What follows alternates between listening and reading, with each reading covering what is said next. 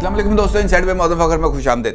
ये जनाब आप तारीख नोट कर लें, तारीख है 21 जनवरी। फिर ना कहना आगे बताया नहीं, तारीख है 21 जनवरी। अब आप कहेंगे कि जनाब 21 जनवरी को क्या होने वाला है, तो 21 जनवरी को सुबह 7:55 पर, सुबह 7:55 इस वाले टाइम को भी आप नोट फरमा लें।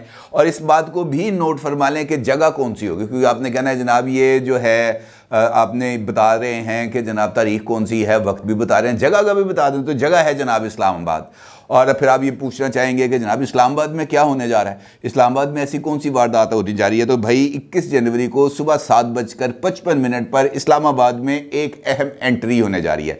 आप पूछेंगे कि किसकी एंट्री होने जा रही है, कैसे एंट्री होने जा रही है, कौन सा जहाज़ आ रहा है, वो जहाज़ किस कंपनी का है। तो मैं आपको ये भी बता देता हूँ कि कतर एयरवेज का जहाज़ है और उसका जो फ्लाइट नंबर है वो है QR614। ये है वो फ्लाइट नंबर। और इस जहाज़ के ऊपर सुबह 7:55 के ऊपर एक ऐसी शख्सियत पाकिस्तान के अंदर वापस आ रही है जो यहाँ पर इस वक्त ताकत का मंबा बन चुकी है। क्योंकि जो भी चीज़ हो रही है सियासत के अंदर, उसमें उस शख्सियत की हाँ और ना बहुत ज़्यादा मैटर करती है। और ये शख्सियत नवाज शरीफ साहब के अलावा और कोई नहीं है। नवाज शरीफ साहब ने आखिरकार एक तवील अरसे के बाद पाकिस्तान वापसी का फैसला कर लिया है। और इस फ्लाइट जिसका मैं आपके साथ जिक्र कर रहा हूँ, 21 जनवरी को सुबह 7:55 पर वो अपनी साहबजादी मोहतरमा मरियम नवाज साहिब और अपने नवासे जनाब जुनैद सफदर के हमरा इस्लामाबाद एयरपोर्ट पर लैंड करने जा रहे हैं। और इस तारीख का, इस वक्त का जो ऐलान है बाज़ाब्ता तौर पर बहुत जल्द कर दिया जाएगा। तो इसका मतलब ये है कि जनाब ये जो खिचड़ी है ना, ये अब कुछ ज़्यादा ही पक गई है। और उसके नतीजे में पाकिस्तान के अंदर कुछ ज़्यादा तेज़ रफ्तारी के साथ जो पॉलिटिकल सरगर्मियां हैं वो होने जा रही हैं। ऑल्दो इमरान खान साहब ने नवाज शरीफ साहब के आने से पहले ही ये जो देख के नीचे जो आग है ना वो भड़का दी है। और उनका ये मानना है कि जनाब उन्होंने ये जो जुमा आ रहा है 23 दिसंबर को, इस पर उन्होंने असम्बलियों का धड़म तख्ता कर देना है और पाकिस्तान की हुकूमत को और पाकिस्तान की सियासत को एक ऐसे भूचाल के ज़िम्मे कर देना है जिसके नतीजे में पाकिस्तान का जो मईशत है वो बिल्कुल बैठ जाए। अब इस सिचुएशन के अंदर अगर इस बात का ऐलान हो रहा है कि नवाज शरीफ साहब वापस आ रहे हैं, तो ये खारिज ज़िल्लत नहीं है, क्योंकि उसके लिए कुछ पेशगी तैयारियां हैं जो की जा रही हैं,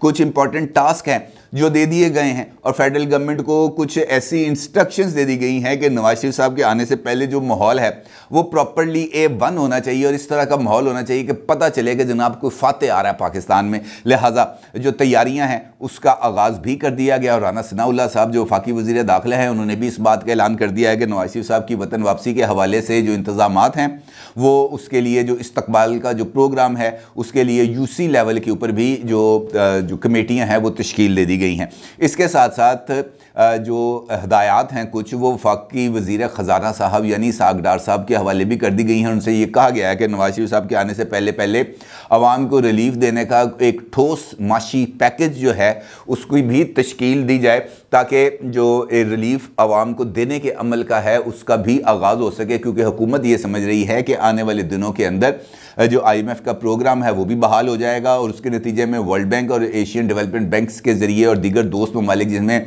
चाइना और सऊदी अरेबिया शामिल हैं, उनकी तरफ से भी कुछ तकरीबन $12 बिलियन की जो फॉरेन इन्वेस्टमेंट है वो साइन हो जाएगी। शहबाज शरीफ साहब जा रहे हैं चाइना, तो कुछ यहाँ पर माशी सूरत हाल बेहतर हो जाएगी और उसके नतीजे में ये जो क्राइसिस है, ये जो क्राइसिस सिचुएशन इस वक्त नज़र आ रही है वो खासी हद तक जो है वो मामूल पर आ जाएगी और उसके बाद मईशत का पहिया जो है वो चलना शुरू हो जाएगा। लेकिन उसके लिए ज़रूरी है कि यहाँ के पर यानी पाकिस्तान में सियासी अदम इस्तेहकाम ना हो। यहाँ पर जो है ये जो मईशत को धचके लगते हैं, जलसे जुलूस, धरने, लॉन्ग मार्चेस या दीगर जो भी एक्टिविटीज़ हैं, असम्बलियाँ तोड़ना, असम्बलियाँ जोड़ना, इन जैसे इकदाम से छुटकारा पाया जाए। तो उसके लिए ज़रूरी है कि एक जो पॉलिटिकल कॉन्टीन्यूटी है उसको मेंटेन रखा जाए। अब उसके लिए सबसे इम्पॉर्टेंट चीज़ यही होगी कि पाकिस्तान अदम इस्तेहकाम का शिकार ना हो और इमरान खान साहब ने जो अपना एजेंडा फिक्स किया हुआ है असम्बलियों की तहलील के हवाले से, उसको किसी न किसी तरीके से रोका जाए और उसको मार्च अप्रैल तक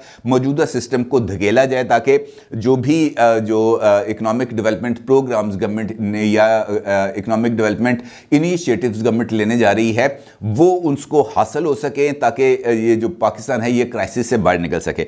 अब इमरान खान साहब तो जो है वो पीछे हटने के लिए तैयार नज़र नहीं आ रहे और मौजूदा हुकूमत जो है वो उनके रास्ते में मुकम्मल तौर पर रुकावटें खड़ी करने का मुकम्मल तौर पर उन्होंने प्लान बना लिया है। अभी इसी सिनेरियो में जो परवेज़ इलाही साहब का इंटरव्यू है वो आपके सामने है और परवेज़ इलाही साहब के इंटरव्यू के बाद इमरान खान साहब ने आज अपनी रिहाइशगाह पर अरकान असम्बली के साथ बनी गाला ज़मान पार्क में कुछ मुलाकातें भी की हैं और उन मुलाकातों में उनका ये ऐलान है और उन्होंने बड़े बड़े कॉन्फिडेंस के साथ इस बात का ऐलान किया है कि जुमे को दमदम मस्त कलंदर होगा और ये इस दमदम मस्त कलंदर को यानी ये जो भूचाल इमरान खान साहब लाना चाह रहे हैं ये बिल्कुल नहीं रोकेगा। और उन्होंने अरकान असम्बली को इस बात का भी यकीन दिलाया है कि जनाब असम्बलियों की तहलील के हवाले से जो फैसला है वो पत्थर पर लकीर है, मैं लकीर खींच दीजिए, अब ये फैसला वापस नहीं होगा और असम्बलियों के हवाले से जो मैंने फैसला करना है वही फैसला होगा, उससे पीछे नहीं हटा जाएगा। और उन्होंने ये भी कहा है कि जनाब ये जो दोनों वज़राए आला हैं खैबर पख्तूनख्वा के और पंजाब के, इन्होंने अपनी जो एडवाइसेस हैं ये साइन करके मुझे दे दी हैं और उन्होंने यहाँ पर इस बात का भी इंकशाफ किया है कि वो एडवाइसेस जो असम्बलियों की तहलील के हवाले से हैं KPK के चीफ मिनिस्टर और पंजाब के चीफ मिनिस्टर की, ये एडवाइसेस चीफ मिनिस्टर ऑफिस से नहीं जाएंगी गवर्नर हाउस, बल्कि इमरान खान साहब की रिहाइशगाह बनी गाला से इन एडवाइसेस को ज़मान पार्क से इन एडवाइसेस को भेजा जाएगा गवर्नर हाउस। और फिर उनका ये कहना है चौधरी परवेज़ इलाही साहब से कि जनाब उनकी अपनी जमात है, हमारी अपनी जमात है, उनका अलग व्यू पॉइंट है, हमारा अलग व्यू पॉइंट है। वो अगर उनके एहसानमंद हैं जिनका वो जिक्र कर रहे हैं तो वो एहसानमंद रहे, मैं एहसानमंद नहीं हूँ, मैं इसका बरमला इजहार करता हूँ। और अगर कोई पोलिटिकल डेवलपमेंट्स होती है, मुस्लिम लीग काफ जो है वो अलग जमात की हैसियत से नून लीग से मिले, पीपल्स पार्टी से मिले, JUI से मिले, MQM से मिले, बलूचिस्तान अवामी पार्टी से मिले, किसी से भी मिले, मुझे इससे कोई सरोकार नहीं है। मैंने सिर्फ ये देखना है कि वो मेरे साथ खड़े हैं, मेरे इस फैसले के साथ खड़े हैं। और हाँ, वो बिल्कुल मेरे इस फैसले के साथ खड़े हैं। मोनस इलाही ने मुझे कल इस बात की यकीन दहानी कराई है कि हम आपके साथ हैं और अगला इलेक्शन हमने आपके साथ मिलकर लड़ना है। अब इस कॉन्फिडेंस के पीछे यकीनी तौर पर इमरान खान साहब की कुछ ना कुछ जो वजूहात हैं वो होंगी और इमरान खान साहब को इस बात का यकीन है कि जो खेल वो खेल रहे हैं वो उसको मुंतकी अंजाम तक पहुंचाएंगे। लेकिन इस गुफ्तगू जो उन्होंने अपने अरकान असम्बली के साथ की है वो एक बात वाज़े नज़र आ रही है कि चौधरी परवेज़ इलाही साहब ने उनको मना किया है कि आपने जनरल बाजवा साहब के बारे में किसी तरह की कोई नेगेटिव बात नहीं करनी, जबकि इमरान खान साहब ने उसके जवाब में ये कहा है कि जनाब ताड़ा रास्ता हो, मेरा रास्ता हो, आपकी पॉलिसी वो है, मेरी पॉलिसी ये है, आप उनके कसीदे पढ़ें, लेकिन मैंने उनकी बैशिंग करनी है और मैं भरपूर तरीके से ये वाला काम जारी रखूंगा।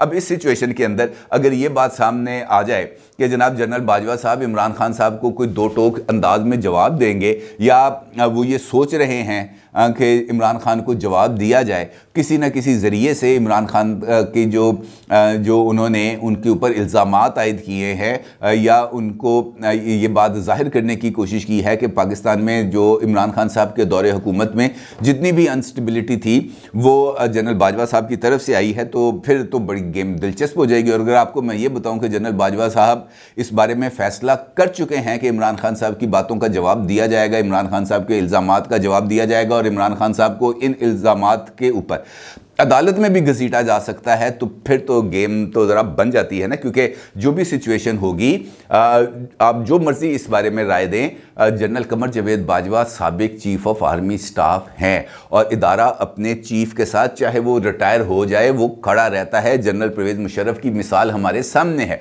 नवाज शरीफ साहब ने उनके ऊपर आर्टिकल 6 का मुकदमा चलाने का फ़ैसला किया और उन्होंने मुकदमा चलाया, लेकिन वो कहते हैं ना कि उनकी नाक के नीचे से जो उस वक़्त जो है जनरल परवेज़ मुशर्रफ साहब को, जब वो खुसूसी अदालत के सामने पेश हो रहे थे, उनकी नाक के नीचे से परवेज़ मुशर्रफ साहब को गाड़ी को वापस मोड़ा गया और उनको AFIC ले जाया गया, वहाँ पर उनको एडमिट कराया गया, वहाँ पर उनकी मेडिकल रिपोर्ट्स बनाई गई, मेडिकल रिपोर्ट्स अदालत में पेश की गई, अदालत ने उनको बैरून मुल्क जाने की इजाज़त दे दी और फिर वो उस वक्त से लेकर अब तक जो है वो बैरून मुल्क ही मुकीम है। इसका मतलब ये है कि इदारा अपने बंदे की, अपना जो चीफ़ है उसकी हर हाल में प्रोटेक्शन करता है। अब ये तो हो नहीं सकता कि इमरान खान साहब हमले पर हमला करते रहे और दूसरी तरफ से खामोशी तारी हो जाए, ये मुमकिन नहीं है। अब सियासी जवाब जो है वो सियासी मैदान में मिलेगा और जो इल्ज़ामात हैं उसका जवाब चाहे जनरल बाजवा साहब की तरफ से आए या माजी की तरह, जिस तरह एक प्रेस कॉन्फ्रेंस हुई थी DG ISPR की, वैसी ही एक प्रेस कॉन्फ्रेंस के ज़रिए इमरान खान साहब को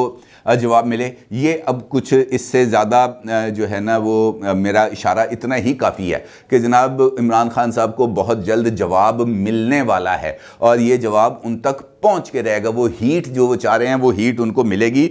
और इस हवाले से अंसार अब्बासी साहब ने भी आज के दी न्यूज़ में अपनी एक स्टोरी शाया की है और उनका ये कहना है कि जनरल बाजवा साहब के पास भी बताने को बहुत कुछ है, लेकिन वो जो अपने इदारा है उसके डिसिप्लिन की वजह से खामोश हैं। लेकिन उस खामोशी का मतलब ये ना लिया जाए कि जनाब वो कुछ बोलेंगे नहीं। अगर जो है उनको बोलने पर मजबूर किया गया तो वो किसी ना किसी तरीके से ये सारे के सारे जो बातें उनके पास हैं, दूसरी तरफ की जो बातें हैं वो भी सामने आएंगी कि इमरान खान साहब कब कब किस किस के खिलाफ कौन कौन सी कार्रवाई के लिए जनरल बाजवा साहब को मजबूर करते रहे। और जनरल बाजवा साहब के इनकार के ऊपर जो है वो उन्होंने नाराज़गी का भी इज़हार किया। बल्कि एक मौके पर जब ये अपोजिशन लीडर्स के खिलाफ कार्रवाई का इमरान खान साहब जोर दे रहे थे तो जनरल बाजवा ने उन्होंने कह दिया कि जनाब ये ज़ुबानी आर्डर ना करें, मुझे लिख के दे दें कि जनाब फलां बंदे को पकड़ना है, उसके बाद फिर हम देखेंगे कि क्या करना है। लेकिन इमरान खान साहब ने लिख कर नहीं दिया। तो उसका मतलब ये है कि गड़बड़ काफ़ी अरसे से चल रही थी। लेकिन इमरान खान साहब चूँकि अपनी ही चीज़ को ट्विस्ट करने के आदी हैं, लिहाजा उन्होंने इस चीज़ को अपने ही मर्जी के एंगल देकर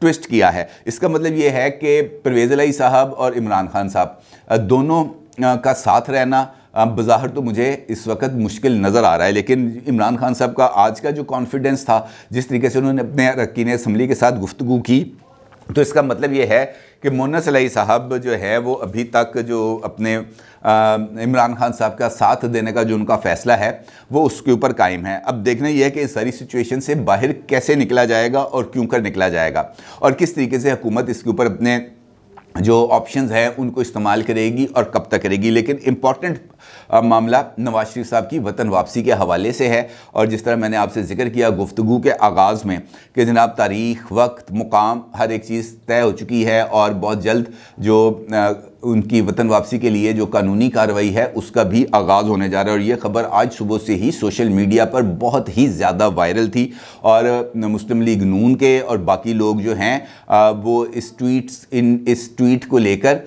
जो है वो बहुत ज़्यादा खुशी भी मना रहे थे। लेकिन मेरा ख्याल है पहली मरतबा ऐसा हुआ है कि जब नवाज शरीफ साहब की वतन वापसी की खबर आई है तो मुस्लिम लीग नून की तरफ से सिर्फ एक मौक़िफ़ सामने आता है कि जनाब ये उनका वतन है, जब चाहे वापस आ जाएं। अलबत्ता उनका इलाज सबसे ज़्यादा ज़रूरी है और वो जैसे उनका इलाज कंप्लीट होगा वो 1 मिनट से ज़्यादा वक्त नहीं गुजारेंगे और पाकिस्तान वापस आ जाएंगे। मुस्लिम लीग नून ने हमेशा ऐसी खबरों के जवाब में यही रद्द-ए-अमल दिया है।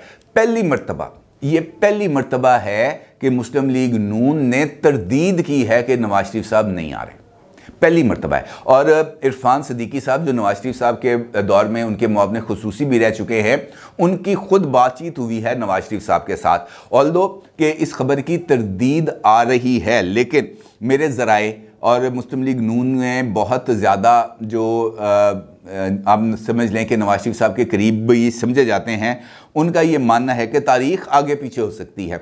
21 की जगह 19 हो सकती है, 19 की जगह 17 हो सकती है, 21 की जगह 23 हो सकती है, 23 की जगह 25 हो सकती है।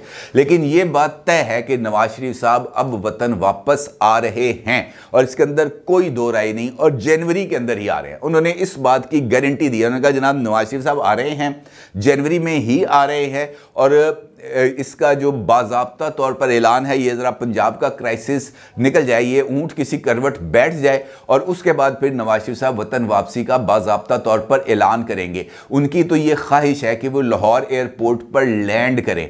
लेकिन अगर यहाँ पर जो सिचुएशन है वो ज़रा थोड़ी सी बदल जाती है तो फिर जो है वो नवाज शरीफ साहब इस्लामाबाद लैंड करेंगे, अदरवाइज़ वो लाहौर ही लैंड करेंगे। तो इसका मतलब ये है कि ये जो दिसंबर और जनवरी है ये ज़रा पॉलिटिकल सरगर्मियों में ज़रा खासा जो है वो यहाँ पर गहमा गहमी रहेगी, ख़बरों का ढेर लगा रहेगा। और नवाज शरीफ साहब की वतन वापसी के बाद इमरान खान साहब और नवाज शरीफ साहब का जो जैसे वो कहते हैं ना कि जो दंगल होगा, यकीनी तौर पर वो देखने से ताल्लुक़ रखेगा और फिर पता चलेगा कि जनाब ये जो सियासी मैदान है इसका हकीकी शहसवार कौन है। अपनी राय का ज़रूर इज़हार कीजिएगा। आपका बहुत शुक्रिया।